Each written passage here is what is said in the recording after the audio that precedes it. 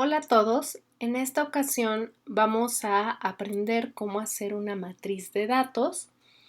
Una matriz de datos es simplemente una hoja de Excel como la que ustedes pueden ver en la pantalla, donde ustedes van a vaciar los datos generados de sus encuestas.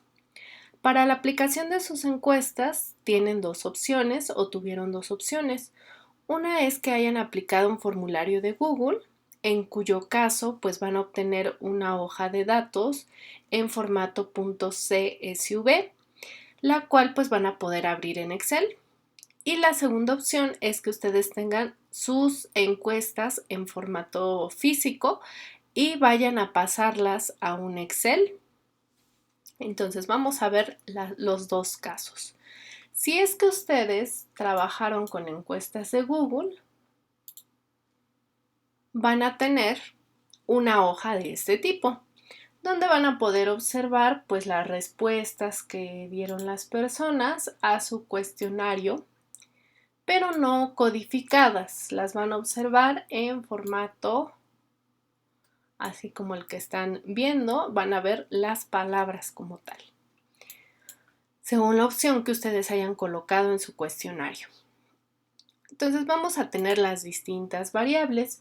Vean que el nombre de la variable o pregunta está en la primera fila. En este caso pues tengo sexo, estado civil, carrera y orientación sexual, edad y distintas preguntas derivadas de la encuesta. Nosotros podemos tomar esta base de datos como pues una base donde nosotros vamos a modificar o generar nuestros números. Para pasar nuestros datos a SPSS y poder graficarlos, es necesario tener una matriz de datos. Si bien tal vez en las gráficas pues podríamos empezar a graficar con los datos tal cual, los datos crudos, cuando se calcula el coeficiente de confiabilidad o alfa de Cronbach, se necesitan los valores numéricos. Entonces, por eso es importante tener una matriz de datos con toda la codificación que nosotros hayamos propuesto en nuestros cuestionarios. Por ejemplo, en cuanto al sexo, el sexo pues es una variable de tipo cualitativa y nominal. Eso quiere decir que nosotros le podemos asignar números nada más con el fin de distinguir las distintas categorías. En este caso, pues son dos, sexo femenino o sexo masculino. Es probable que en la codificación le hayamos puesto los números 1 y 2.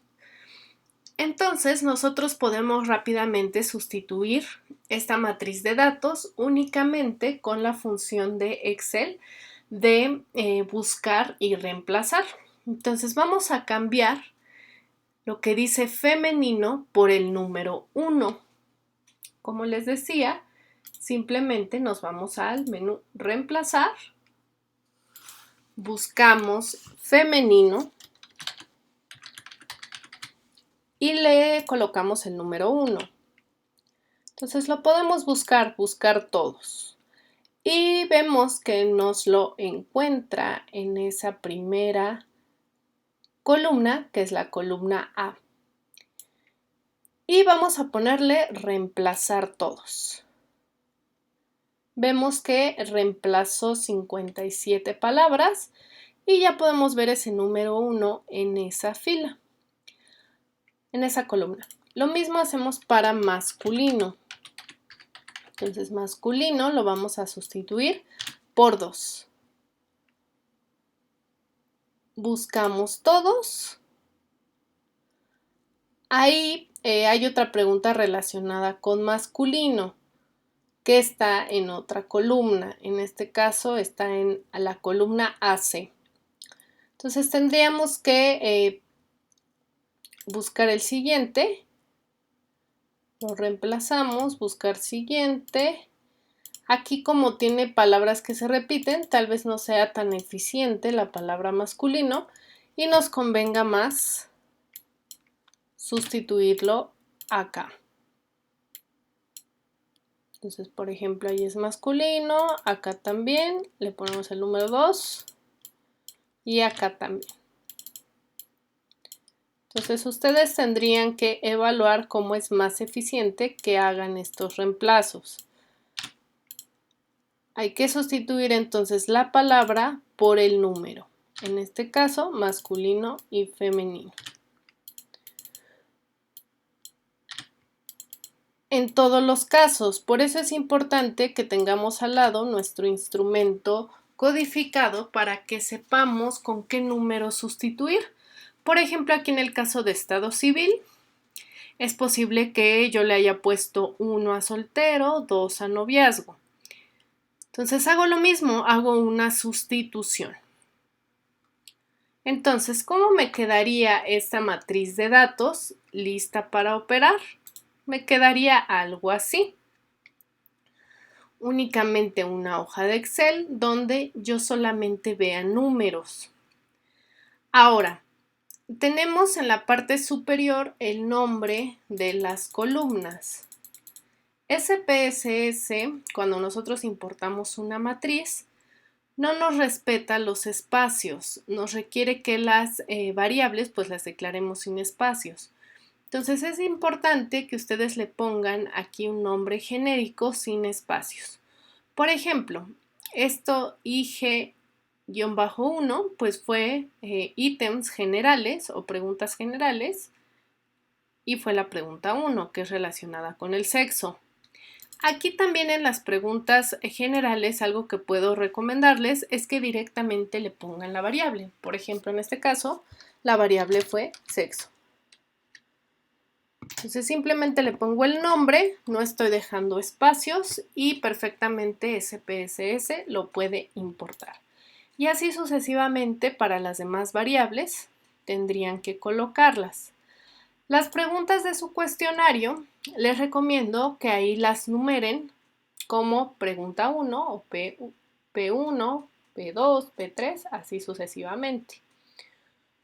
O si es una variable en específica, también pueden colocar la palabra.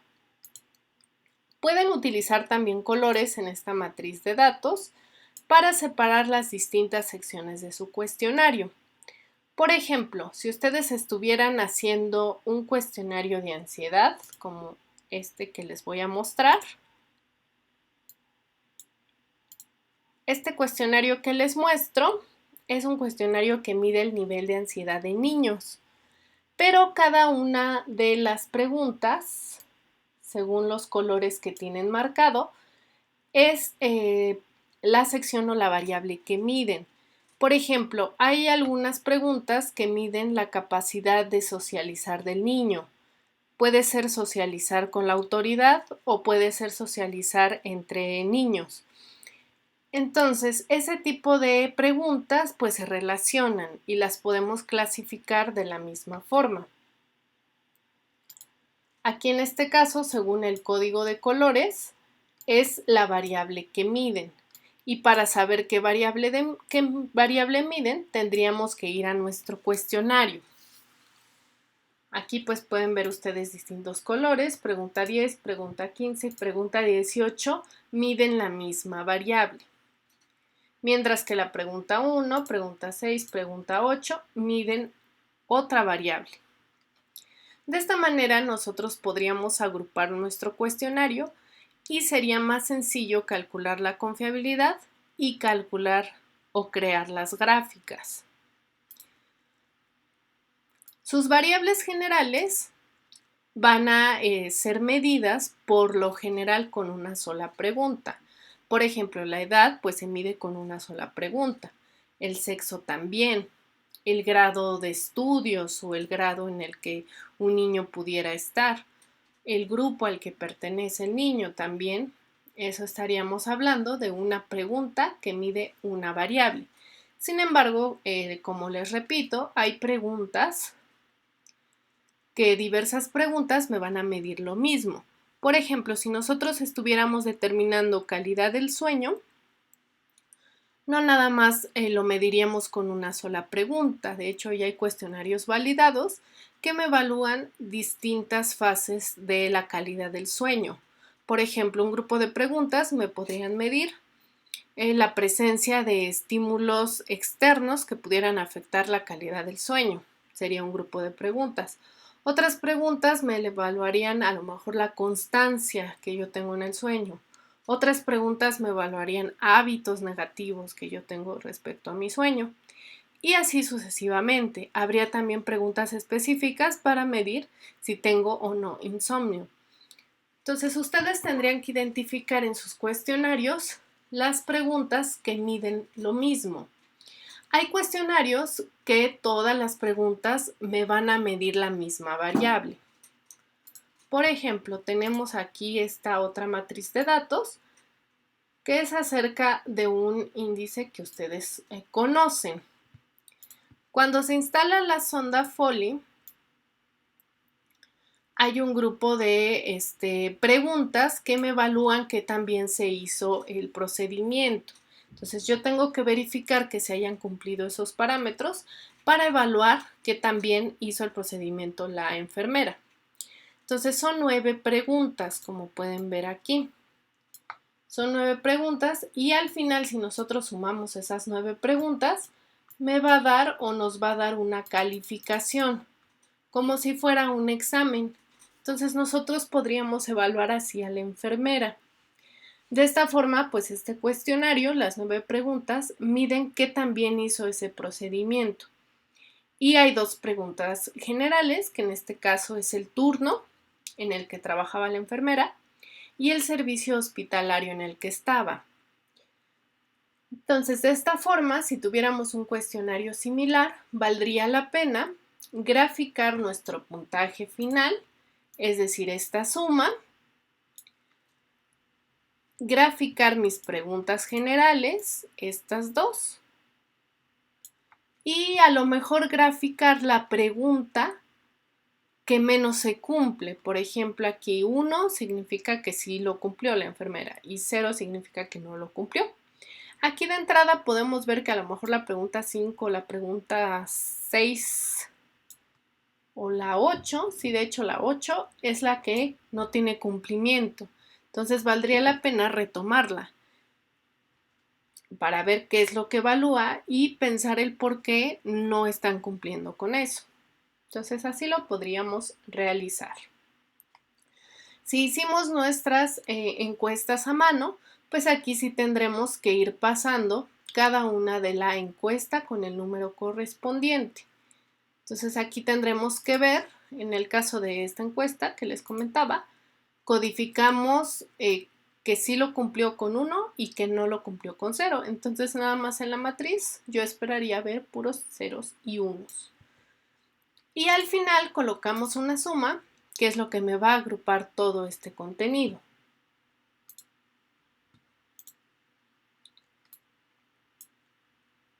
Entonces así realizaríamos una matriz de datos. El producto para esta actividad de la matriz de datos es así, nada más su hoja de Excel con sus preguntas y tendría una forma pues parecida a esta, ya sea que utilicen colores o no. Y si es que pueden agrupar preguntas, yo esperaría que sumaran los puntajes al final. O también podrían sacar un promedio si es que se trata de una escala Likert. Por ejemplo, si es una escala Likert de 5 niveles, codifican del 1 al 5 y a lo mejor toda su encuesta está codificada igual o un grupo de preguntas está codificado igual. Entonces podrían sacarle un promedio. También eso podrían colocar acá al final. Entonces esa es una propuesta de ustedes, ver si lo van a sumar o lo van a promediar. Ustedes propónganlo y revisamos esa parte. Y bien, hasta aquí el video.